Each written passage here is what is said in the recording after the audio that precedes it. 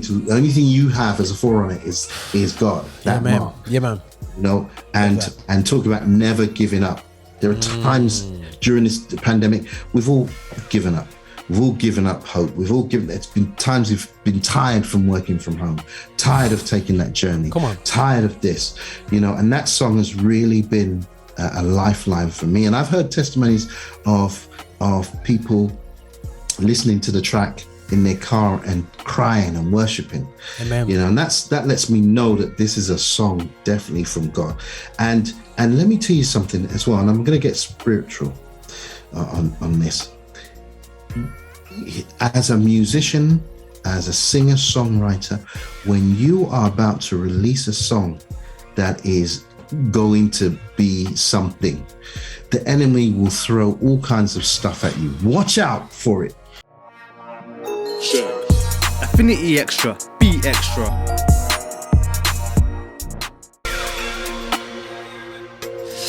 Yeah, guys, this is your boy here, Roger Moore, and Affinity Xtra, here to celebrate gospel music of black origin, and we're here on the Edge Show, and everybody knows, oh my gosh, Roger's gonna be edgy. It's like Roger's not owned by nobody. It's like Roger just does his thing. He just serves Christ. Yeah, that's about right. That's Roger just serves Christ, and he just does his thing. Nobody pays his bills. That's why he has to find money to get paid his bills. But apart from that fact that nobody can, but I just like to have good fun, guys. But on the real note, guys, you know, there's a lot of conversations that we don't have, and I see a lot of things circulating in the world gospel industry that we need to be talking about, need to be evolving about. Also, I'm passionate about, you know, I feel we're just too square. People don't realize how human and how cool we are, and I want to bring that cool element out about people, that we are real people doing real music and just getting the realness of Jesus Christ out there. And that's just me, Roger, and I say over and out, as I say. Anyway, that's Roger anyway. So yeah, now, before I get too overexcited, introducing this next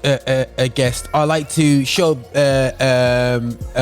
of like, I like to introduce people, big people up, you know what I'm saying, and whatever they're still here. Now, believe it or not, guys, I haven't read his bio, I haven't read his, I haven't been to his website, and I'm not reading this out. This is from my perspective, and I've seen Ibe thereabout. Now, the first time I heard about this guy, Ibe, was back, my wife mentioned me to him, and he used to be this geezer, yeah. The first, you know, interactions with African guys popping into these Caribbean conventions, yeah. Look, he look guilty now, and turned red, you know.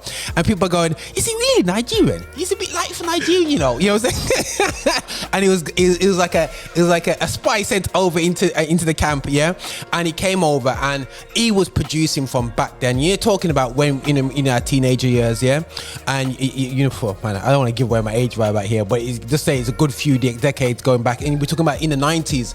And Ibe was part of a circle of young rappers, not rappers, I would say rappers in them circles anyway, yeah, producing beats, doing different stuff and whatever. So yeah, part of our generation that wanted to produce a music style that reflected us and not what we've been told.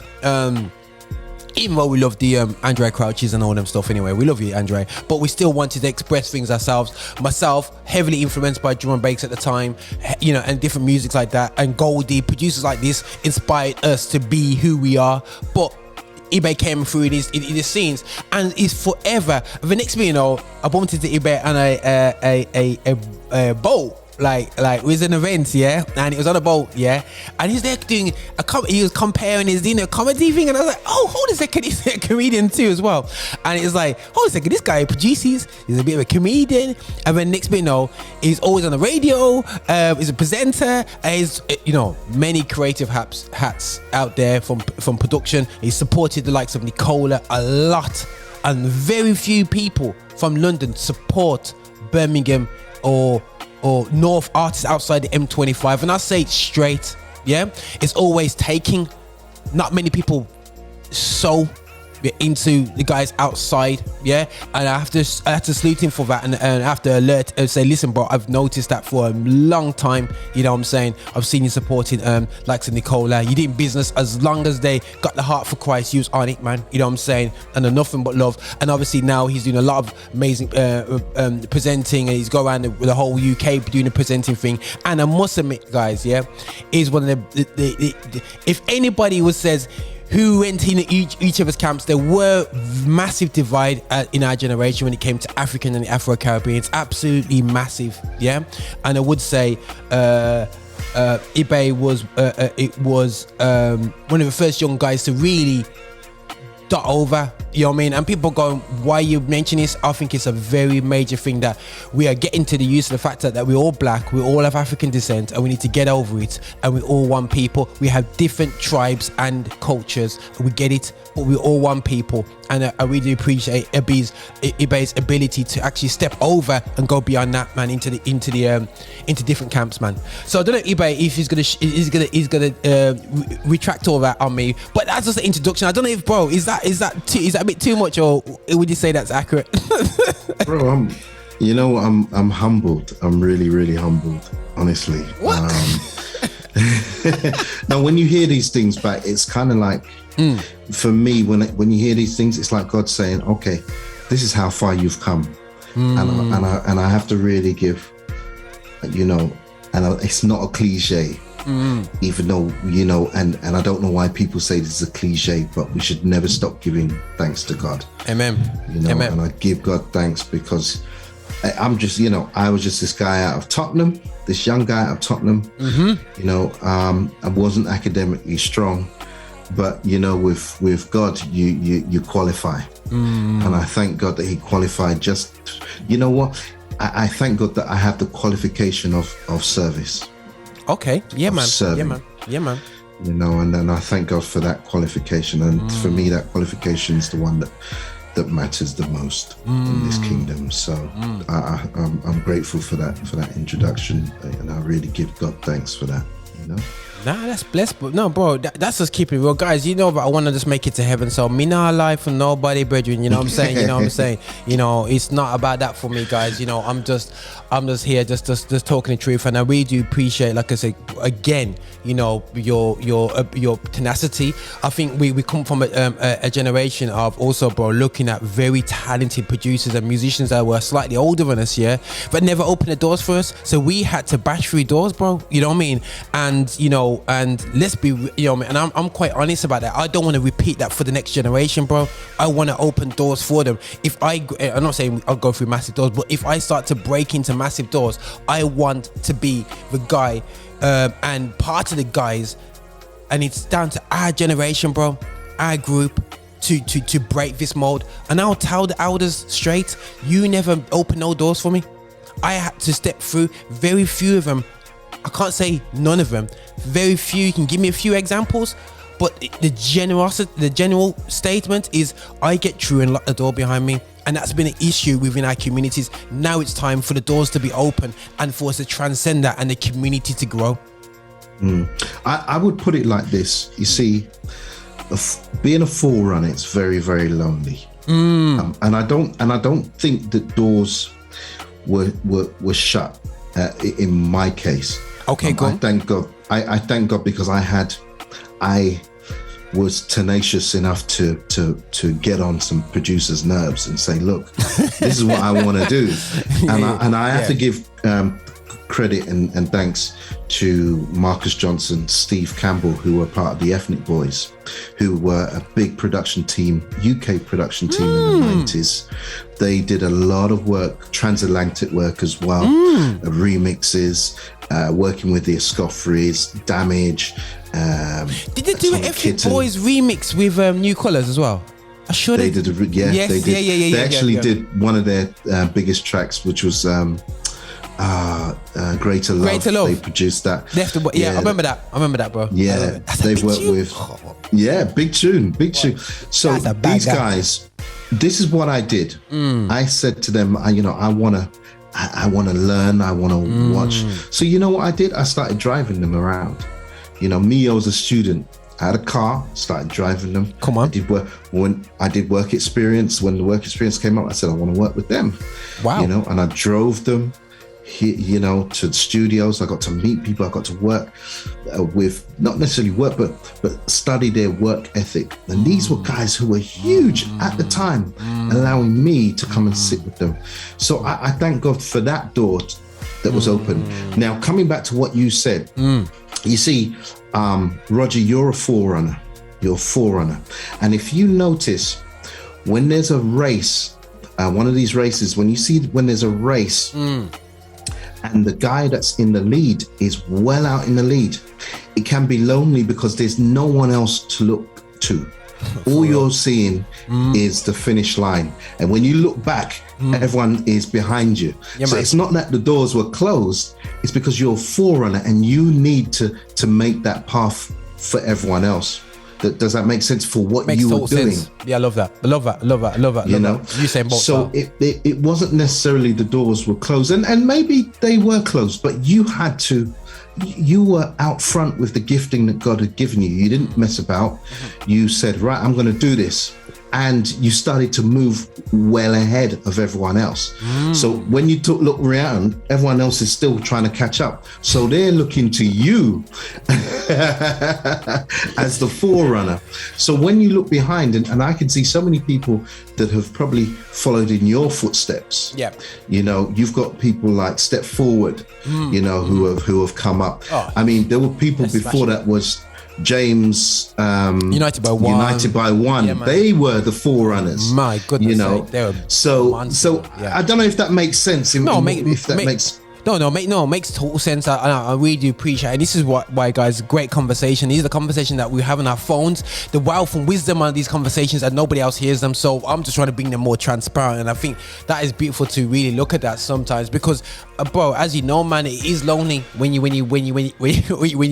opening up those when you do drum and bass tracks, hip hop tracks, way before the time they've been accepted. You can't even sell one track in church, let alone you know what I mean, get played.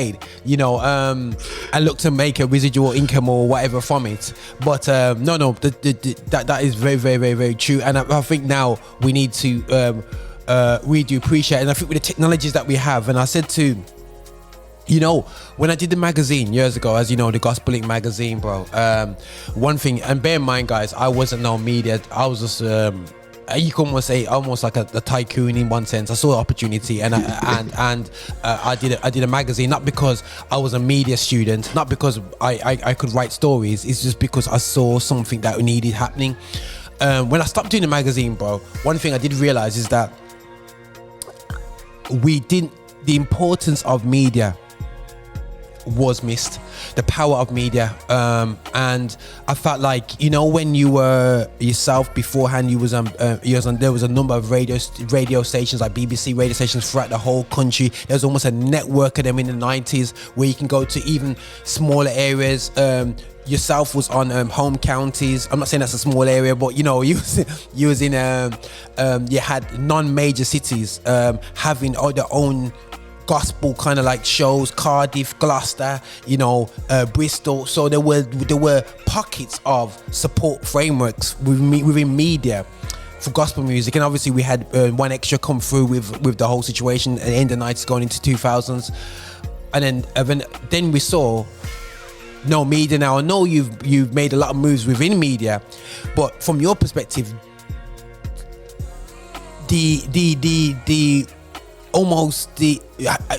would you say it's just, for me, it was a case of, I need to get back on this now. The importance of the versatilities and the many media within gospel was kind of like lost in a period, you know, like after the so-called golden period in the 2000s. I felt like media was kind of like not so much disappeared, it just kind of contracted. I don't know, and I felt that affected things a lot. Now as a producer, that would affect you because you want to get your music out within a certain network. And when we were younger, we had loads of CDs to send out to people, and you had a list of BBC presenters that would go past number 15. You could write their names and post it out to them, and it got to a stage now where there's literally only two. Yeah, I think what had happened, you know, things need time to evolve. Okay, cool. And I maybe right or wrong, but I speak with analogies. Now, there was a time between 1977 to 1982, there was a style of music that was called jazz funk. Cool. And out of that, you had the Shalimars, you had the Michael Jacksons, you had Leon Silvers, who produced at that time. You had Randy Muller, you had Kashif, all these old school producers. Yeah. Now, from 83 to 85, there was a time when music changed. People stopped using live musicians and started going onto MIDI, which was the keyboards and using the drum machines. Now, between 84 to 85, there was a time when music was really funny. It was just really strange and funny. It was kind of robot-y. People were really experimenting, especially some of the R&B and soul guys, producers at the time. If you hear their sound, it was very techno-y. It was experimenting, little live bass here, drum machine here, experiment. I tell you, a good track to reference is I Feel For You, Shaka Khan. That is a track. Yeah, that is a track that had the elements of all new and old at that particular time. Then it smoothed out up until 1989. Then a new sound came out, which was New Jack Swing. Now, that's what happened with the media. There was a time when you had all these media stations. You had United by One, yourself, the GL link, and let me tell you something. If you were not on the cover, if you were on the cover of GL Link, that means that you were smuddy. And we all wanted to be on that. If you made that cover, that means that you were an artist that had crossed over. You'd done well. I so wanted to be on that cover. I really, and then it stopped. I was so gutted. But you guys were guys that were doing what you were doing. Yeah, man. With the technology that you had. Then things changed. CDs changed into MP3s. So we were all lost. And then we had to sort of find a way of communicating music across. I believe that was the time of maybe 2007 to 2010, around about that time. We were trying to figure it out because things were crossing over from CD into MP3s. Now things have changed. Now things have changed because technology has changed. The platforms have got bigger now. You can create your own stream via Facebook, via Instagram. You can either do, you guys have done an amazing job at Affinity, creating a platform for gospel music. So now we're at a place where it's more accessible. But there was a time when we were figuring it out between radio and internet. Does that make sense? Makes total sense. Have I broken it down? Yeah. So there was a time when I started in 2005. I started on I started on BBC Three Counties. Three counties. Always say home counties. Why do I say home counties? Yeah. Is it three counties? Or is it home counties? I think it is kind of the home counties. I think it is. But I started on BBC Three Counties radio, BBC. They taught us how to do radio. Cool. And then I left. And then for about a year, I was on internet radio down at Jamrock Radio in Luton. And the thing is, I needed to branch out on my own to learn this for myself. And I needed to rededicate my life and everything to God. And I needed a new path. And then from that time, I think from 2010 to 2012 or 13, I got the call to go on to Premier Gospel. Now, in between that time, 10 and 13, that was a time when I was figuring out what I wanted to do and the type of presenter, the type of media that I wanted to do. And then when I got the call, it was automatically, it was like God saying, okay, now you're here. Yeah, man. All that time that you had in that time between 2010 and 13, that was training for you to figure out where I need you to be, what to figure out your personality, you call in, and then bam, 2013 hit, 2012 Premier, So, I don't know if that made sense, that whole analogy. No, bro, no, it's not even an analogy. It's a real talk scenario, and I think that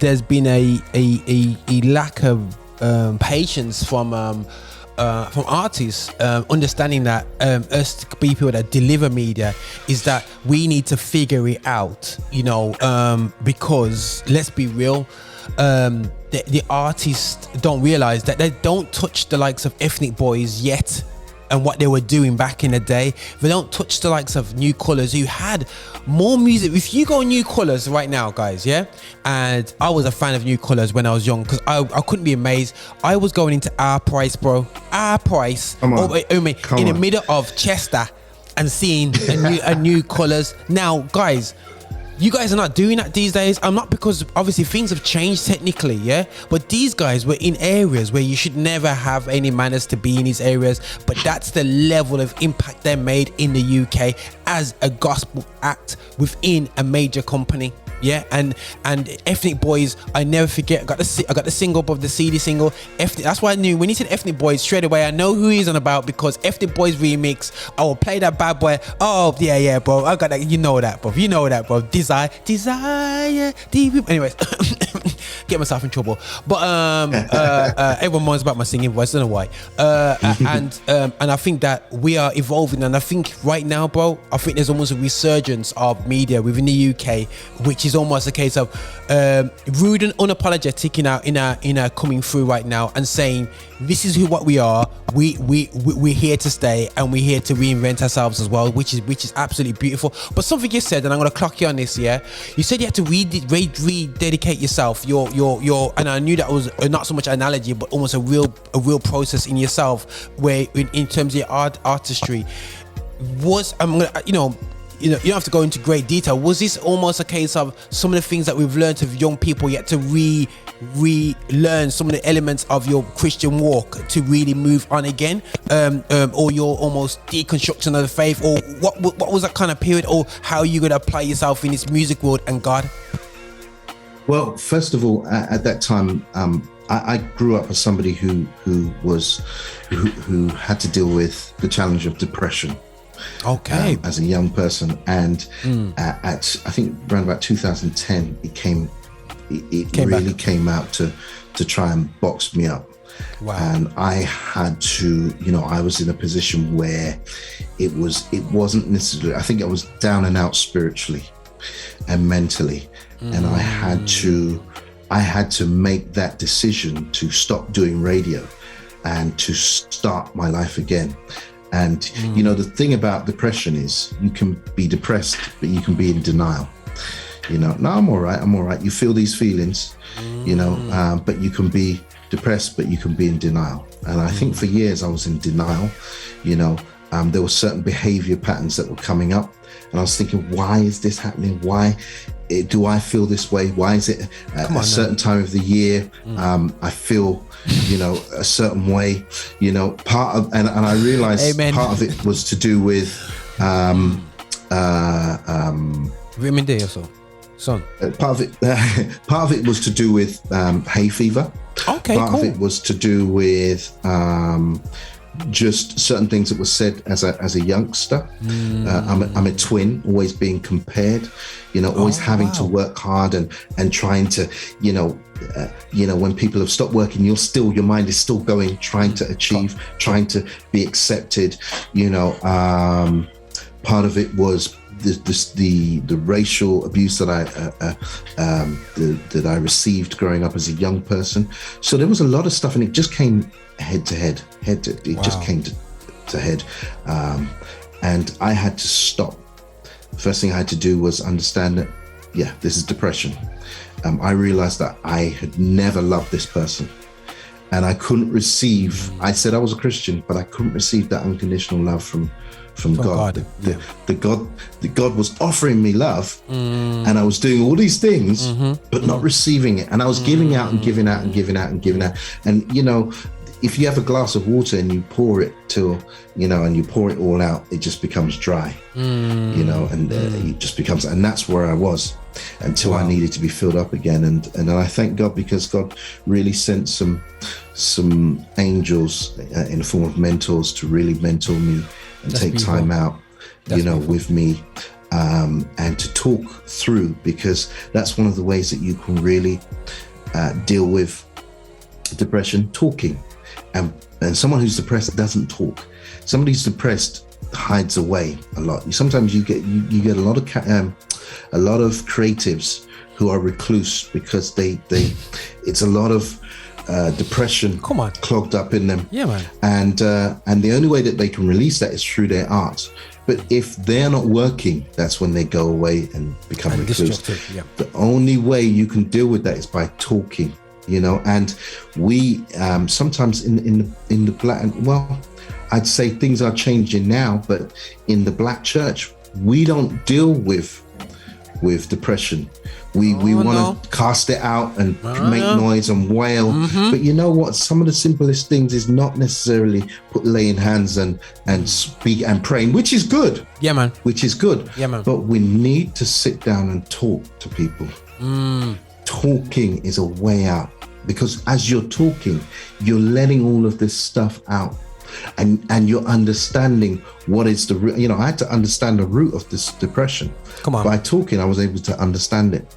And a lot of things are changing now, and a lot of pastors are understanding that, hey, you know, and they're also coming to the realization of as this, I can't counsel depression. I can't do it. Yeah. So let me bring somebody in who knows. And you know what? You're not saying that you're not any less of a pastor. What you're doing is you're actually doing what God has told you to do. You're delegating. Come on. You're delegating something so that you don't get stressed and start taking on depression. And there are a lot of pastors who are depressed because they've got a lot of depressed people in their congregation. Bro, this is sorry, I have to quick pause it. And God knows where I open it still. One of the key things, bro, even with the station, what I try to do, even on the show, you know, is to bring out these points. I have a young lady from Ghana who comes in. She's doing a doctorate in mental health, and every 3 weeks we're targeting to talk about mental health issues, because I feel like it's as you know, we both grew up in church, maybe two different churches, but we know that, you know, physical and mental well-being is something which we haven't focused and developed in, and it's okay now saying, okay guys, we're gonna try and reverse this, but there's a lot of unlearning that needs to happen, because, you know, growing up, bipolar is seen as somebody who's filled with evil spirits, and you know what I mean, and I have to be shouted at. Taking medication, chemical imbalances, all these certain things, and just being able to talk in a safe thing. One thing I noticed, these inverted commas counselors in church, i.e. the pastor, you sit down and you're about to let off what's in your heart, and then he spends next hour talking about himself, and then you come out going, I never had chance to talk. Where proper counselors allow you to open up and to talk, and a lot of people have left the faith because of the inability for us to really support depression and different things like this. And the reality show is, I always says like this, man, a common sicknesses get worse when not dealt with in its early stages. Yeah. And a lot of things can be managed very early on within our circles, you know what I mean, and we just haven't done it, you know what I mean. And especially in the creative journey, brother, I see a lot of creatives, I call it like, it's like background rendering. I don't know if anybody edits videos. Something that annoys me in Final Cut is that if you don't press a certain button, your thing will be off forever, backward rendering, making sure your hard drive is full within 2 seconds. Yeah. Now the problem is, we'll keep on moving and editing and life and doing our thing, not realizing in the background our space is full, because we're continually absorbing negative energy, they would say, or different things like that. Certain things from the past will still keep storing, and we just damage ourselves, because you start off as nice and you got plenty of space in the tank in your 20s, but when you get to your 30s, you're carrying some heavy weight, you know what I mean. And it's important that, you know, we get a circle around this. And bro, I appreciate you being open about that, because I feel that, you know, it's something which we're not very good at being truthful about, you know, our journeys, you know. And I say to people straight, I love playing gospel music. I think I record my show, and I tell them straight, it's my mental it's my mental positivity. It's my positive mental energy that I get from listening, playing 2 hours and a half of gospel music. I feel vibes and good straight after the show. You know what I mean? That's part of my mental journey every week. Whether you like it or not, you're listening to my mental development. So whether anybody else doesn't like it or not, I love it myself. So whether I have 2 followers or 2 million, me not business. It's good for my mental health. You know. So I don't know if that sounded a bit too crude, but that's just me and my journey, man. When it comes to that, man. So I kind of 100% appreciate that. Anything else you want to add on to that, bro? Yeah, I mean, I didn't necessarily grow up in church. I didn't grow up in church. Okay, cool. I came to the church. I'm jealous. In 19. No, but the thing is, I'd be jealous of you because you had the foundation. Yeah, man. You know? Yeah, man.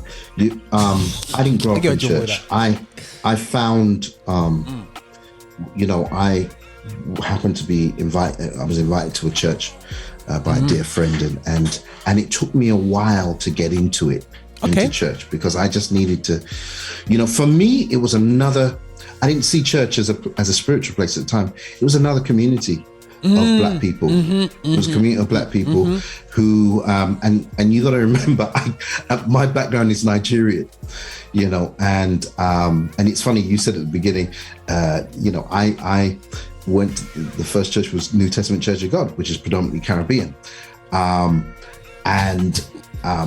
Because I grew up amongst Caribbeans, I was able to understand the phrases, the mannerisms, nuances, you know, those type of things. And so I think that's why I fit into the church. It's funny, there was a time when you know, somebody said to me, you know, like them African people, you know, there's something about them African people, you know, the African people, you know. And then I said to them, you forget I'm African. Oh yeah, but you was a different, you know, you was a different, you know, something, you know. So that's what I knew. Okay, and that's why I call myself a hybrid, because I connect with Africans, Caribbeans, English, you know, and that's something that I never pigeonhole myself. I try and, because to me Christianity is universal. You know, you see, Amen. You see.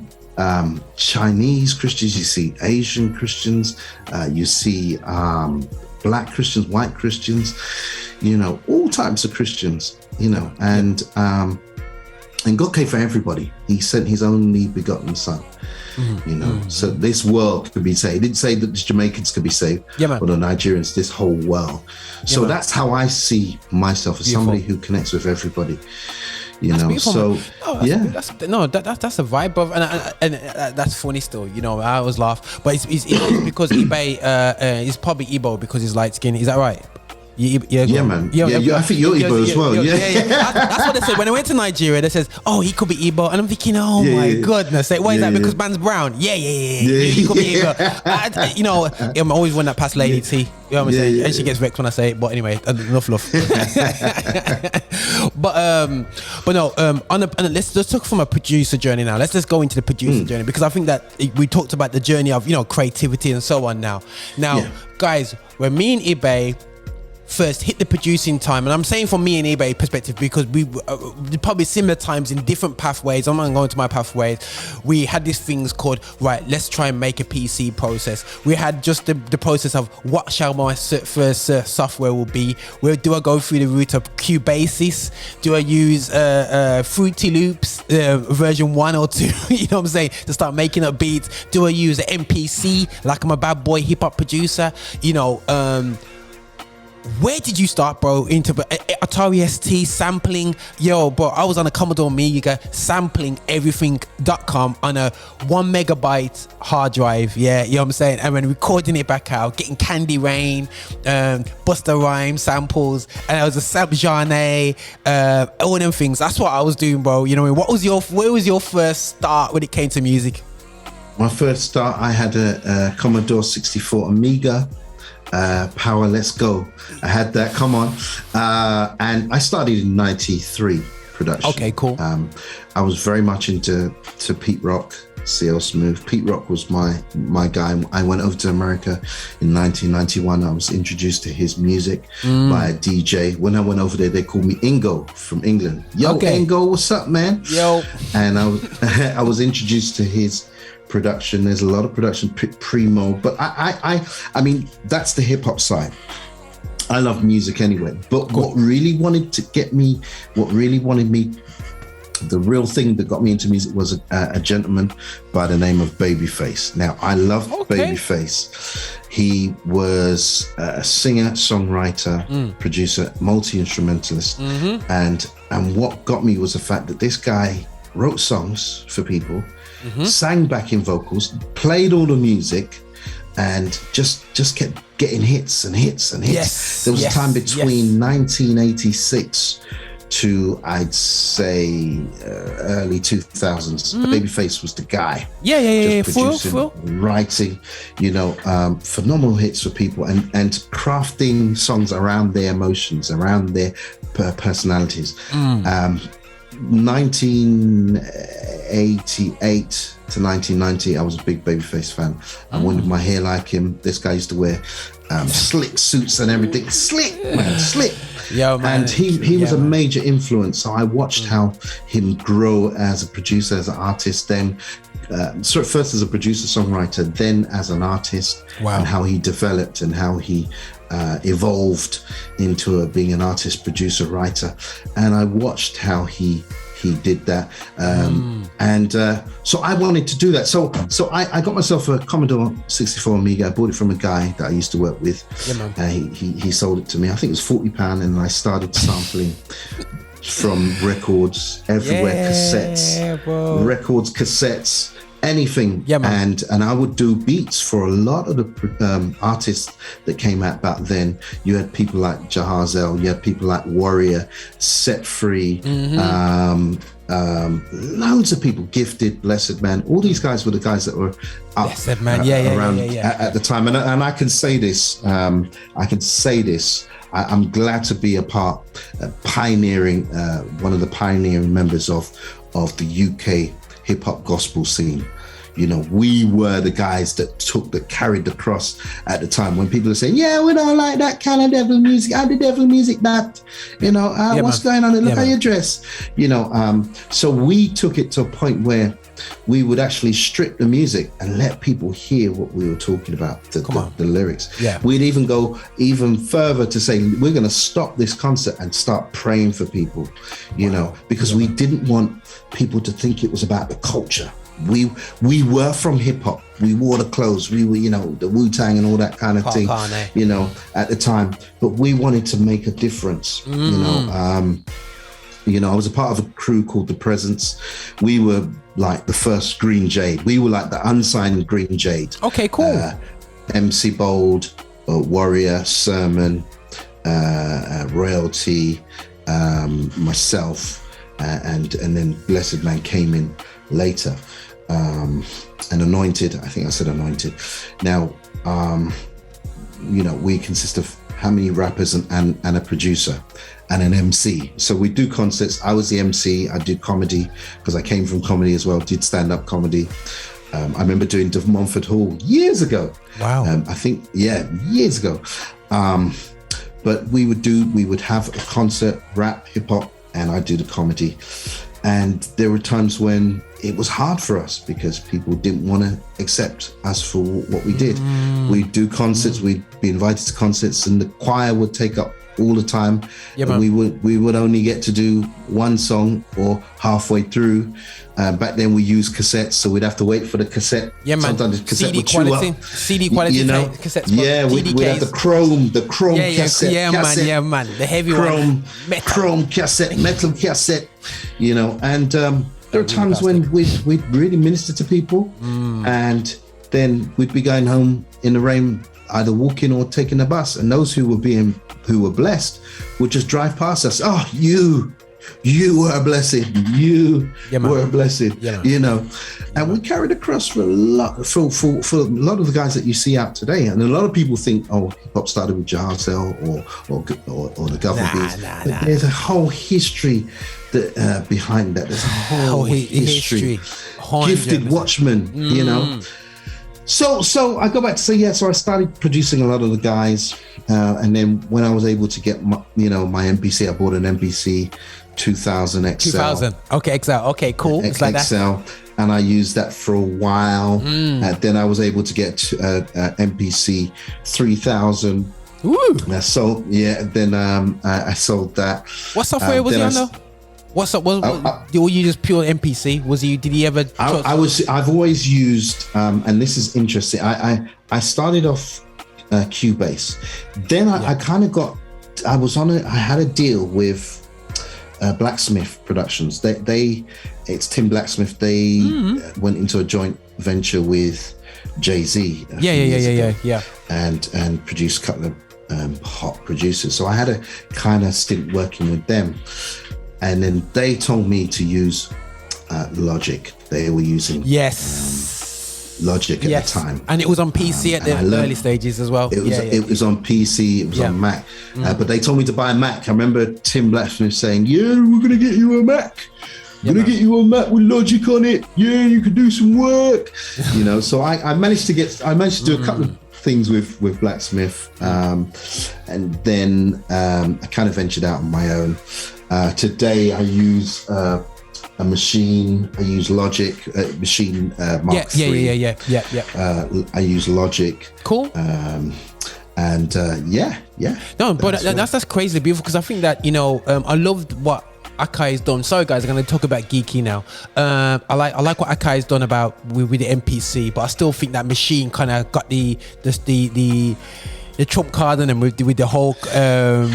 It kind of got them a bit ahead, you know what I mean? So, but for me, guys, I'm not really a producer. I can produce tracks, but I'm kind of more into mixing and mastering and using the plugins, that amazing plugins. And Ibe, we have to pay testament that technologies, as much as it's been amazing, it's made artists a bit more lazy, because we come from a time when just recording a track, guys, you would have to book time, whether you're a rapper or whoever you are. You'd have to book time in the studio. No way out of it.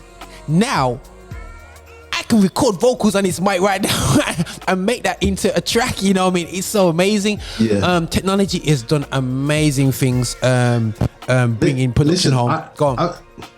I remember a time we did our first single with Warrior, and man, it was back then they call it lock-in, where you work overnight. You spend about £400-500. Now you have to create the beat, you have to do the vocals, you have to mix it and master it before 6 o'clock in the morning. Yeah, man. All this and back then the studios, we used the studio in New Cross Gate, man. That was the first time. And an engineer, you had an engineer as well, so you had to pay the studio time, you had to pay for the engineer equipment. That's it. All of them things. Nowadays you just you've got a computer, you can do it on your phone, you can do it on your tablet, and technology, music is more accessible now than it was 20 years ago.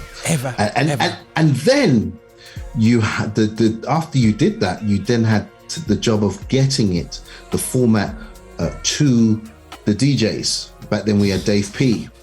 If Dave P played your track, you'd made it. Oh, listen, man. Was especially when he was on? Is it Choice? Was he on? He was back on Choice FM back then. And I used to walk up there. I remember walking up there with Lecrae one time, and I was like, "Yo, this is some big man things, You come out there, you know what I'm saying? And it's like, "Yo, I'm talking to Dave P, who's actually from Birmingham, but let's not go there, Dave P. I'm gonna out you out one night." But no, that's fantastic, and I think people. One thing that I have to say is that sometimes if we don't know how hard it was, sometimes we don't appreciate what we've been exposed to now, and I think it's really amazing technology, bro. I'm not saying it's easier, guys, because whatever time it's in, you have to be. It's a fair game playing. Everybody's using the same technology, so it's not a case it's easier. You still have to be creative. You still have to have the passion. And there's one thing that I must say. Sometimes now, here's a statement for you, bro, because we're just chatting goodness here, and we're gonna get into the musicality. There's a pet cheesing off thing. I can call it different things, is that sometimes because of big God, we do get a bit lazy in terms of our creativity and our work rate, because God has got it for us. So God has called me for music ministry, so he's got me. So I don't have to work as hard as Jay-Z or Erykah Badu or Kanye West. I don't need to go into the studio and sit for 3-4 years in a studio with a big man to learn my craft, because God's got me, because I can already play keyboards. Now you're nodding your head, so it seems like you do kind of agree to that statement. And I see too many God got me, and that's why a lot of the talent we are losing is because they have this assumption that God's got them. That means I don't have to work as hard. Yeah, some of the worst. I hope not, but I always find that a lot of the keyboard players, especially live keyboard players, when they go to do production, their production mindset is still in that live mentality. Yes, yeah, you can hear it, yeah. And so you get people like, I see great keyboard players who are great producers like Rodney Jerkins. Those are the people to learn from. Okay, yeah. Because they're live. You can see that they play live. There's another guy called, one of my favorite producers at the moment is H Money Harmony. Okay. Because he's from church. Straight. He played in church. But he has that mentality where less is more, but there's still a musicality in it. I love those type of producers. Timbaland is another one who just keeps it simple. Bro, man's simple. Rocking, man. Man's rocking like this, you know what I mean? Yeah. Simple. A lot of the old school hip hop producers, I loved the way that they produce. They just kept it because they only had probably had about 20 seconds on the SP12, and within that 20 seconds they had to come up with the most creative beats and musical stuff within that time. So I like listening to a lot of those producers. I love the what's his name, Dark Child is amazing. Teddy Riley, okay, was also amazing. Come on, Teddy Riley was a guy who really changed the face. I love people who change the face of music. Teddy Riley changed the face of music. And then at that time, what happened? Timbaland came, changed the face of music. Genuine, Missy Elliott, all that, they changed, it turned the corner. Nowadays, you've got people like, what they call the Stereotypes, okay, who are brilliant. You've got H Money, who's brilliant. You've got the guy that did the new Nas album. I forgot what his name is now, but I was raving about him. These guys are brilliant, producers who really know their craft. And I think one thing as a producer, one thing you have to do, this is what I tell people: study. Don't think because you can play keys that you're a producer. Come on. Study sound, study how people listen. There are times when I get a playlist and I have to study what Jam and Lewis did. And I just hear all their production. Sometimes if I want to hear, if I'm in the mood, I want to get people dancing, I'll listen to what Puffy did in the 90s and see what elements he used, how he. Sometimes you got to go back to go forward. And you have to study your peers as well. What producers around you are doing. Study them. Sometimes, Ian Green is one of my favorite British producers. Okay. Sometimes, man, I have to sit at his feet, man. I sit at his feet and look up like a child, studying. And when Ian tells me to talk, he tells me you need to do this, come on. He'll say, come on, you need to do this, you need to do that, come on. I'm listening because that's a man who's been in it for a long time. And he's a man that I look up to musically. There's Marcus Johnson, all these guys. Sometimes I have to go and what did you do? Ian is so humble, one of the most talented producers on this planet. Always has time for me to just to sit down. I love that. And I say, look, Ian, where did I go wrong? Well, this is what you should have done.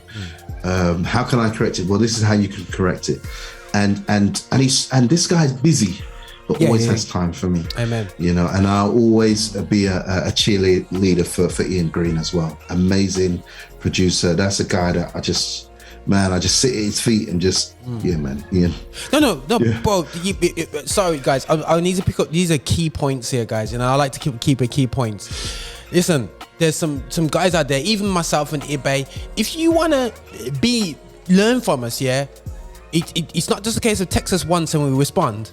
You gotta fight, demand that space. And sometimes, bro, Ian's looked over his shoulder and thinking, me like that, I'm gonna make time for that dude. And sometimes, guys, yeah, what you have to realize, yeah, I'm like this. Some people said, Roger, you're the hardest guy to get through to. That shows if you get through to me, you got my attention. Yeah, you know what I'm saying? And I don't purposely make it hard. Man's got a life, yeah, and I cannot. If you really want me, you'll get through to me. That's all I say to people. Some people said, listen, some of my friends close to me say, Roger, people phone me to get through to you. And I says, cool, that means they want to get through to me. And it sounds kind of thing, but the thing is, we only have 24 hours in a day, yeah? And and I love people that got to fight to find out who I am, not because I want to be special, and I see that person's prepared to work hard, and if I give them a little task, they'll go and do it. So that's just, it sounds wicked, man. I was putting it out there, guys. If you really want to find me, yeah, message me on Instagram, but I might not respond straight away, you know what I mean? But if you guys keep hitting me, I'll go, you know what, this dude actually wants this thing, you know what I mean?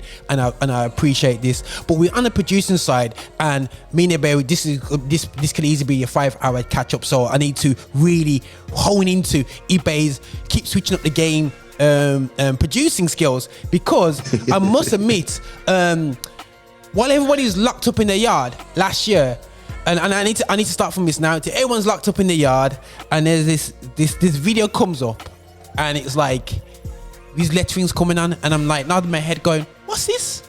You know what I mean? And they played it, and we put it on the station and circulated it. And I go, "What's this?" And it was like a remix done of a worship track. So I did look what he said. If I really reached out and did and he's basically did a COVID track. It's like almost a COVID anthem, while I was locked up, everyone knew his rhythm, and it was like, okay, it's like, how's going on? And then he done another release now the other day, and I pressed play, and I'm thinking, okay. And knowing Ibe is coming from the hip-hop perspective and more R&B sounding perspective, seeing the flexibilities of what you're doing right now, bro. Just talk to me, in terms of your producing. I know you're doing the radio now. Where you going with your producing? Not saying it's a bad thing. It's just like, Ibe is coming like some all things to all men. Yo, you want that burger? You want a vegan burger? There you are. Oh, you want chicken wire? I can give you chicken wire. Oh, you want you want a double quarter pound of cheese? I'll give you a quarter. If you want a fish fillet, you give me. Bro, what's happening, man? Talk to me, man. You know what? It's good, but I was like, how? I give thanks to God for people like Noel Robinson. Noel Robinson is a forerunner. Noel Robinson is a musician who can play anything. That's true, though. I've seen Noel play country and western, and he does it so well. He does R&B, he can do rock. And one thing that he's taught me is to be accessible, is to be flexible, in style. I study. That's what it is. I may not have studied at school, Amen. but I study. I study my art, and I'm hungry. I'm hungry just like a 21-year-old. In regards to production, I'm hungry. That's good. And I love music. You may hear an Afrobeats from a song that I did for Lou Fellingham. Lou Fellingham is a Christian artist. She does that rock kind of thing. Yeah, rock. Yeah. And then we switched her up and put her Afrobeats. That was a great challenge for me. And I love challenges musically. It's straight to why. I love challenges. It was like, it just did not connect, bro. When I looked, I thought, no, which song was this? You said the first one. Because the one that kind of broke up last I don't want to sing it. I'm bad with titles, but we played it loads on the radio last year, man. It came out, was it early last year, or was it end of the year before?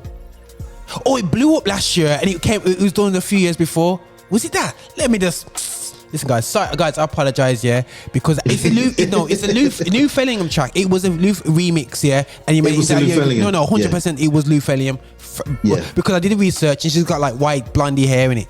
Yeah. No, Blonde, cool. Yeah, blonde. Yeah, cool. Yeah, that's the one. 100%, bro. So the song came out in 2016, and I thought, you know what, I really love this song. That's it. Yeah. And it's a challenge for me. And she's so cool. She's like, yeah, man. Hey, just go for it. Just go for it. Yeah, go for it. Let's do it.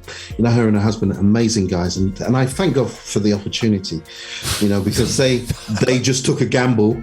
We did it. We put Renzo BA on it, and the track just blew. Incredible, blue, crazy. You know, and then we did the there's another track that just came out this year, which was Patricia Scott Knight, called Glitter. Yes, which was released earlier a few months ago. You know, and I wanted to do something different with that.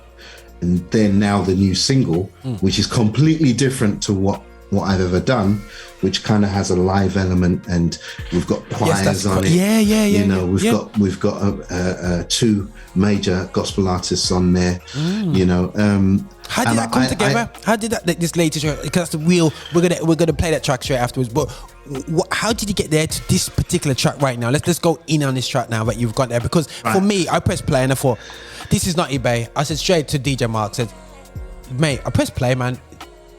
Is this eBay? Yeah, you know what I'm saying? So how you know what I mean? Come on, defy logic for me, but how did this come together? Right. So basically I go back and forth to South Africa. We've got ministry there. And I met up with an artist by the name of Neville D.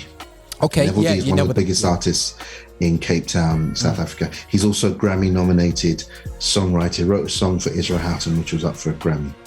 So this particular song I pressed is huge out there.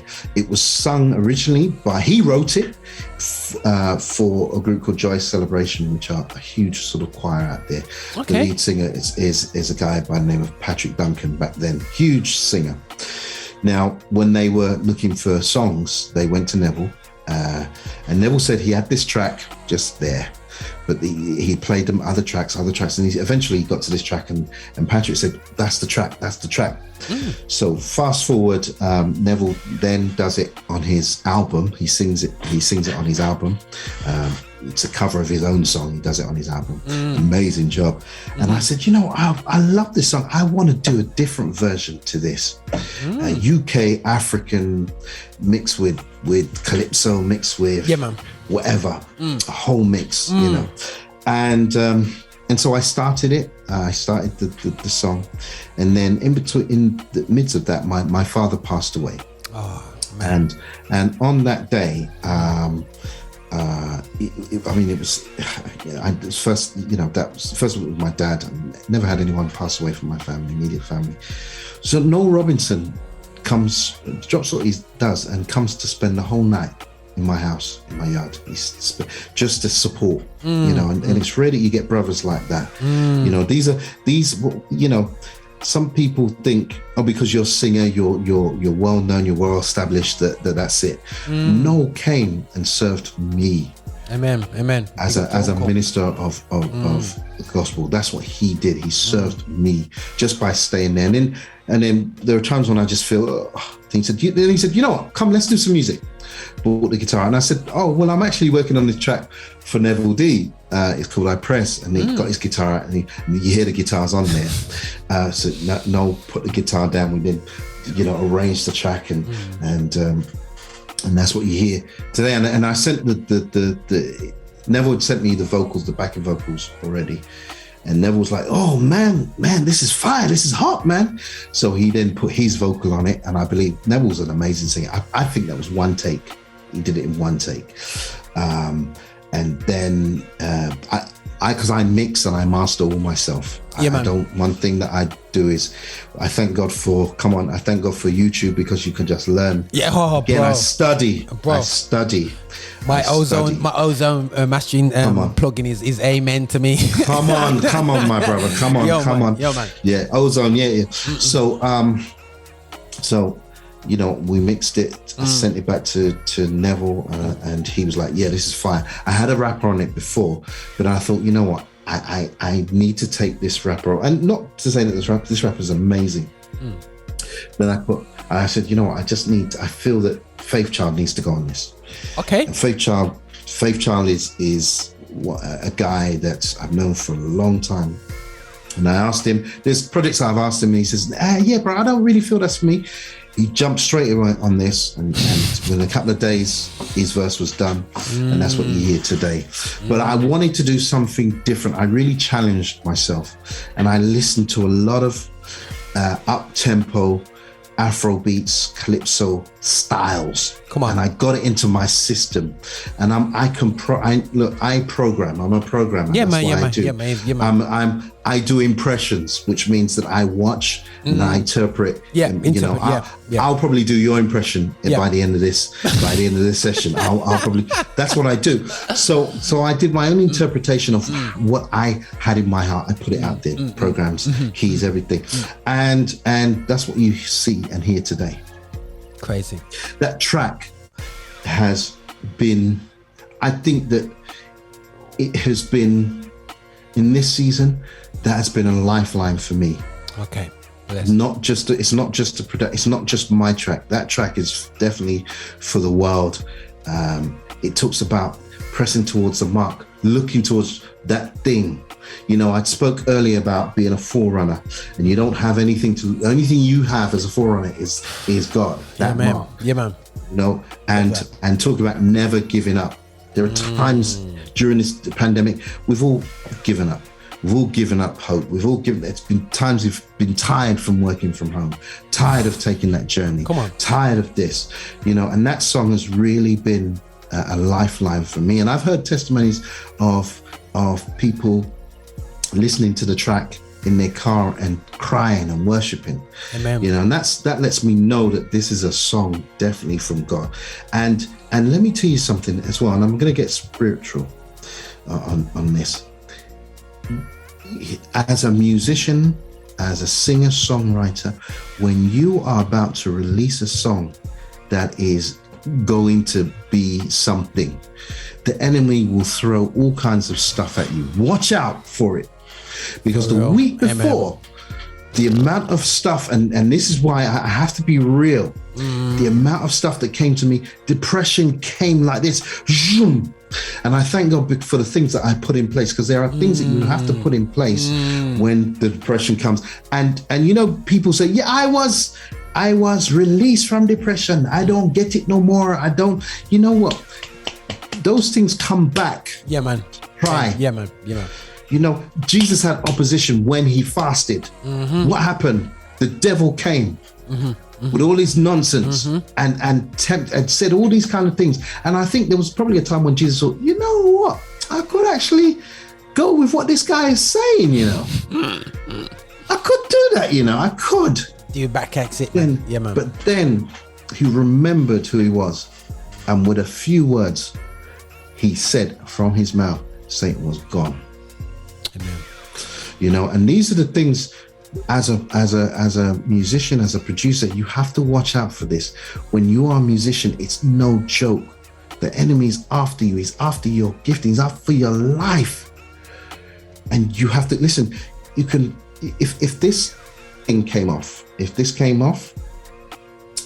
my arm came off, I've got another arm. If my leg came off, I've got another leg. But if your mind is gone, that's a difficult thing to kind of tune back on. And that's why the Bible talks about renewing your mind every day. Renewing your mind. Amen. With the word daily, with the word, with worship songs, you know, and that's why if you are getting into this for money and fame, think again. Yeah, man. We are servants. The reason why I'm doing this is because I want to serve God's people. It's a calling. Amen. You know, I want to serve. You know, people say to me, "Oh, you're successful at this." You say, "I thank God for that," but I'm just serving, because there is a cross that we have to bear when we do these things. You know, so I say that to say, it's the song. It's one of the first songs that has really blessed me and will continue to bless me. Crazy. Bro, no, big up to that, bro. And guys, you know, do check out, you know what I mean, Ibe. Now, Ibe, just hit me out where people can find this music and support you in this, support your tunes. Well, it's on all digital outlets. It's on a CD. Spotify. It's in Virgin. We don't have a CD. We don't have a CD. Someone said to me the other day, yeah, why don't you come on my show? Tell people about your brand new CD. I said, I haven't had a CD. I've never had a CD. It's a download, brother. So you can download it from all major platforms. If you can hit me up on Instagram, official Giant Killer, on Facebook at Ibe Giantkiller, on Twitter at Ibe Giantkiller. I'll definitely hit you back up with places of where to get it. Now, guys, definitely we have got totally over time. I think that this is a sign that Roger and Ibe need to talk a lot more often, because Number two. Because part 2 needs to come out, because I haven't touched that. How on earth did he get to become Giant Killer? Who dare call him? Who think he was David? You know what I'm saying? We got something like even more greater details when it comes to production. We can even look into really going into how paths of protecting something you said right at the end there, bro, about how you've continued to put things in place to protect your mental health. You know what I'm saying? Just that needs exploding anymore, because we want next generation to understand the tools that we've developed over the years, so you guys don't need to find yourself in the places that we are. So bro, there's so much there, bro. And also you said something which I keep on telling my friends from the West African, that you ripped off soca, slowed it down and made it Afrobeats, but they don't believe me, bro. They don't believe me. They did not believe me. Listen, we was beating that drum from back in the day, man. When the man came to take us from Africa, we had to beat drum in it. Listen, man, we made it popular, and you gotta take the now. It's a great teaser. It's a great teaser. They don't pick on the Jamaicans, but the small island people, like my mom's family, that sing kits where they got the soca. Slow it down. It's like it's Afrobeat. So I love to break that discussion down with some of my West African colleagues, Anu and Lady T, and just educate them. But anyway, we won't get myself into any more trouble with that, yeah. But bro, thank you for your time. I know we overdue this conversation, and bro, keep it what you do when it comes to presenting. We need more presenters. We need some great presenters and narrators out there in the system. I see what you're comparing, but I love what you're doing, the producing. And listen, guys, you're great evidence of basically that we're not just here to just produce our own things, but don't just step over. But the key thing is something that even the likes of Fred Hammond has done, is spent time with the greats to enable their skills out. And it's something that really learned from this conversation with yourself, bro, is the amount of time they had with great producers. You know what I'm saying? Has enabled you to almost step quicker than them in certain areas and utilize your new knowledge and mix that with experiences of producing. And I think that's something that the youngers, I would definitely, not only the youngers, but every producer understand that, feel no way, be around great guys and do your best to even just use driving them around the place. If it means you have to do the coffee thing, guys, you do the coffee.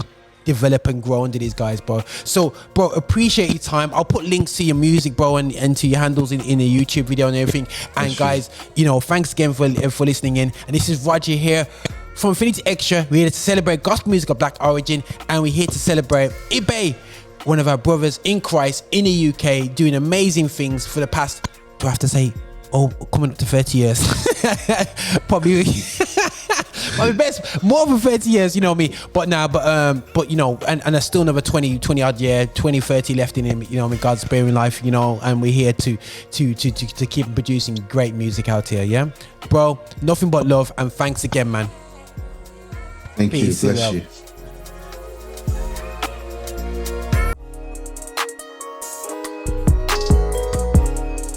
Visit us for updates and shows at affinityextra.co.uk.